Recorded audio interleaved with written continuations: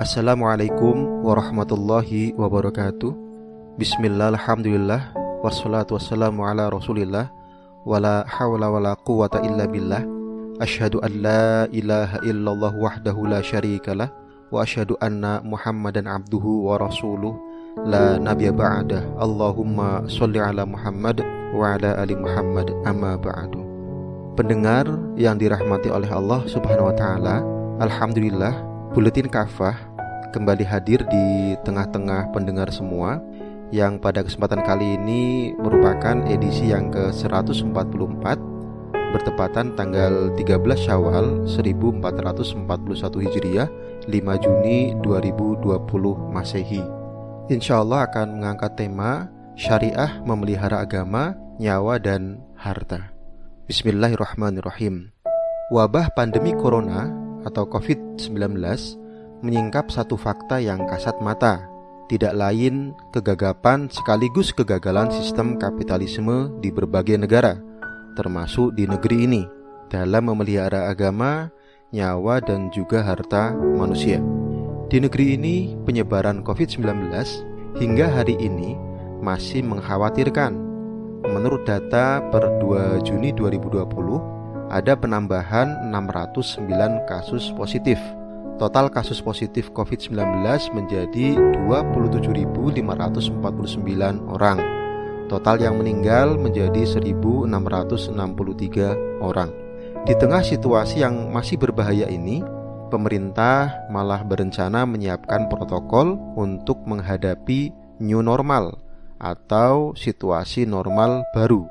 Menurut Menko Bidang Pembangunan Manusia dan Kebudayaan Muhadjir Effendi, protokol yang dibahas adalah upaya mengurangi PSBB yang bertujuan untuk memulihkan produktivitas, sebagaimana disampaikan di elsinta.com tanggal 20 bulan Mei. Tampak keputusan itu lebih mementingkan aspek ekonomi, padahal WHO sendiri telah menetapkan syarat-syarat untuk bisa dilakukan prosedur new normal. Di antaranya, angka kasus baru 0 selama 14 hari. Faktanya, di Indonesia data kasus baru per hari masih tinggi. Dari 29 Mei sampai 2 Juni, rata-rata 602 ada kasus positif baru secara nasional. Tidak aneh jika banyak ahli menilai kebijakan pelonggaran PSBB atau prosedur new normal itu terlalu terburu-buru. Ini tentu berbahaya. Menurut sejarawan J. Alexander Navarro dari Pusat Sejarah Kedokteran University of Michigan, Amerika Serikat, dalam sejarahnya pelonggaran pembatasan sosial yang terlalu cepat atau prematur dinilai menjadi sebab ledakan gelombang kedua pandemi flu Spanyol pada masa lalu yang mengakibatkan jumlah korban meninggal sangat besar, sebagaimana ditulis di kompas.id tanggal 29 Mei. Di seluruh dunia, pandemi flu Spanyol menjangkiti 500 juta orang dan menewaskan hingga 50 juta orang. Ledakan gelombang kedua COVID-19 juga dikhawatirkan akan terjadi. Di Prancis, ketika dilakukan new normal, terjadi ledakan kasus baru dalam sehari. Di Korea Selatan, setelah dibuka, sehari kemudian ada 79 kasus baru COVID-19. Sebanyak 251 sekolah ditutup kembali, dikutip dari bbc.com 29 Mei. Di Wuhan, setelah dibuka, kembali diketatkan. Begitu juga di beberapa tempat lain di dunia. Pendengar yang dirahmati oleh Allah, memang bencana berupa wabah ini merupakan bagian dari qada atau ketetapan Allah Subhanahu wa taala yang tak bisa ditolak. Namun, sistem dan metode apa yang digunakan untuk mengatasi dan mengendalikan wabah adalah pilihan, ada dalam wilayah ikhtiari manusia.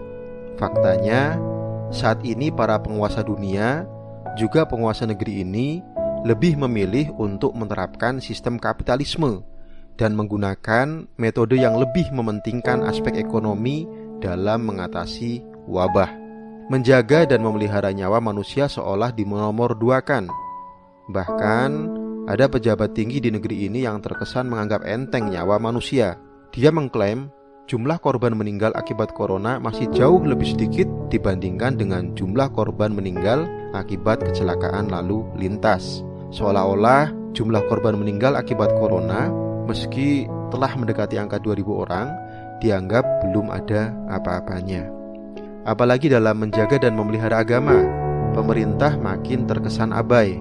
Saat wabah seperti ini, banyak masjid ditutup. Tidak boleh menyelenggarakan sholat Jumat dan sholat berjamaah.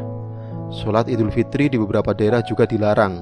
Semua dengan alasan demi mencegah penularan wabah COVID-19. Sebetulnya alasan ini masuk akal. Tentu jika dibarengi ada penutupan tempat-tempat keramaian yang lain seperti mal-mal, pasar-pasar, bandara, stasiun, terminal, dan lain-lain. Faktanya, banyak di antara tempat-tempat tersebut yang notabene jauh lebih ramai daripada masjid dibiarkan tetap normal, tidak benar-benar ditutup.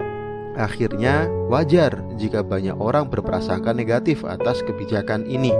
Pemerintah dituding cenderung anti-Islam karena dianggap mendiskreditkan masjid. Seolah-olah masjidlah yang paling berpotensi dalam penularan wabah daripada tempat-tempat keramaian yang lain. Padahal persoalannya, sejak awal langkah isolasi dengan luar negeri dan juga isolasi antar daerah tidak segera diterapkan oleh pemerintah. Akibatnya COVID-19 pun menyebar hampir ke seluruh negeri. Begitu juga dengan strategi 3T, yaitu tracking, tes, dan kemudian treatment masih sangat minim.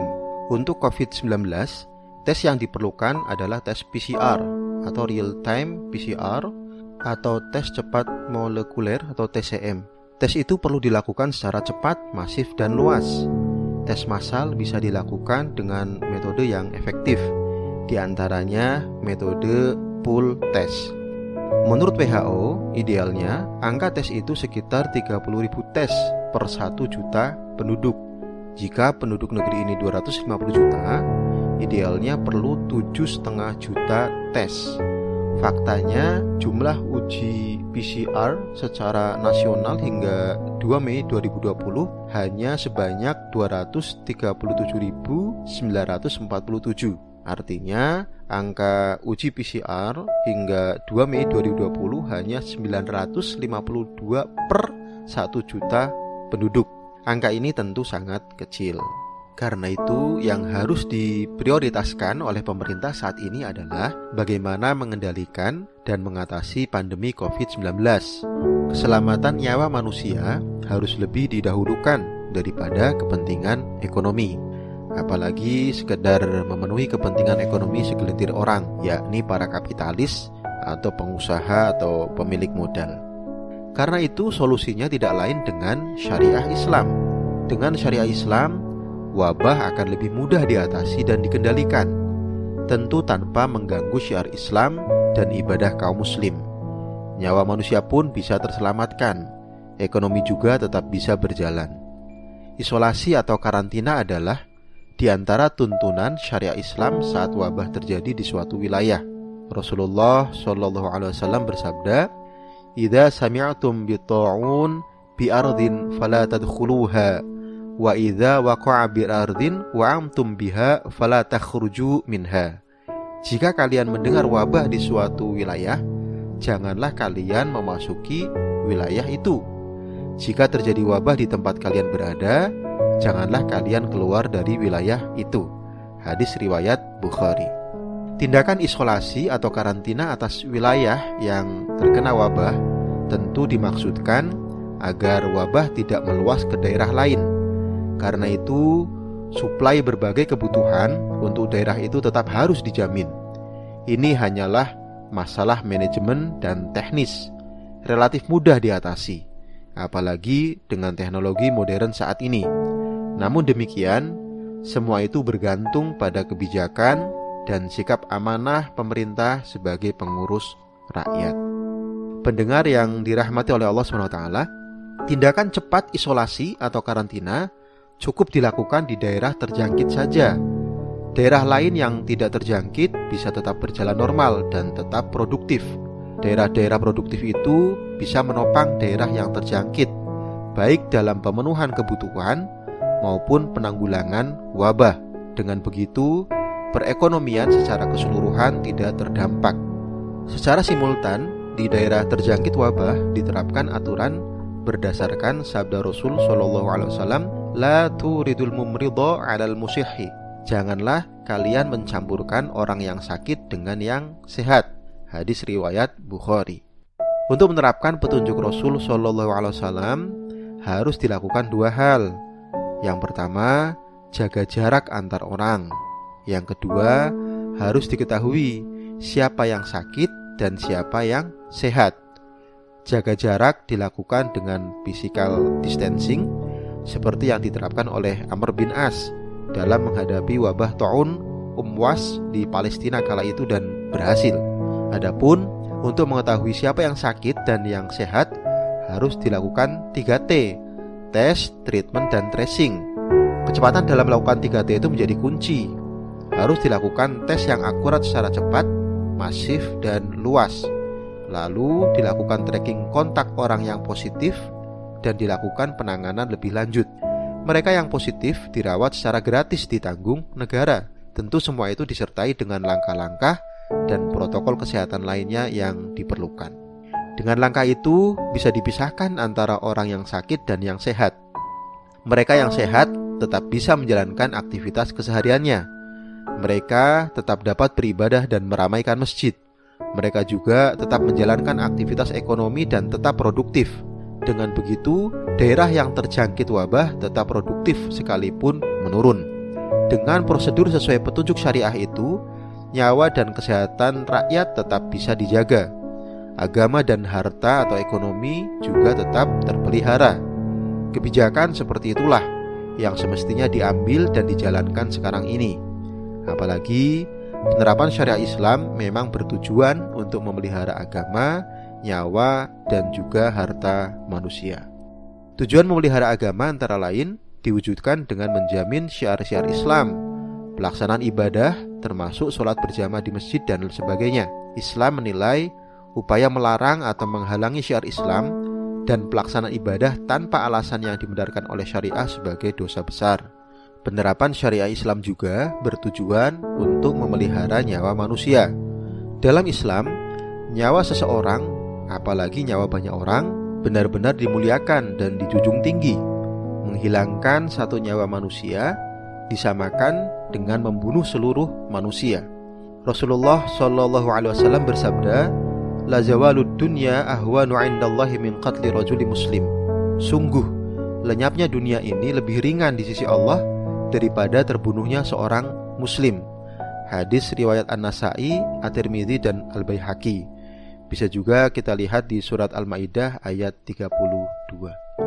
Perlindungan dan pemeliharaan syariah Islam atas nyawa manusia diwujudkan melalui berbagai hukum, di antaranya melalui pengharaman segala hal yang membahayakan dan mengancam jiwa manusia. Nabi SAW bersabda, la doror wa la diror. Tidak boleh atau haram membahayakan diri sendiri maupun orang lain. Hadis riwayat Ibnu Majah dan Ahmad. Wallahu a'lam bishawab.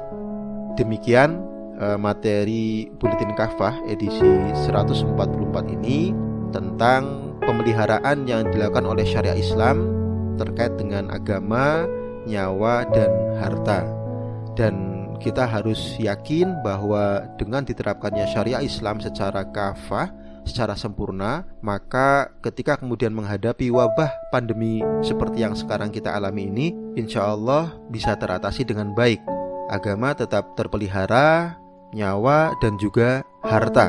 Sehingga kita yakin betul bahwa hanya dengan syariah Islamlah bisa memberikan kebaikan, bisa memberikan rahmat bagi seluruh alam. Menjadi Islam rahmatan lil alamin. Demikian, wassalamualaikum warahmatullahi wabarakatuh.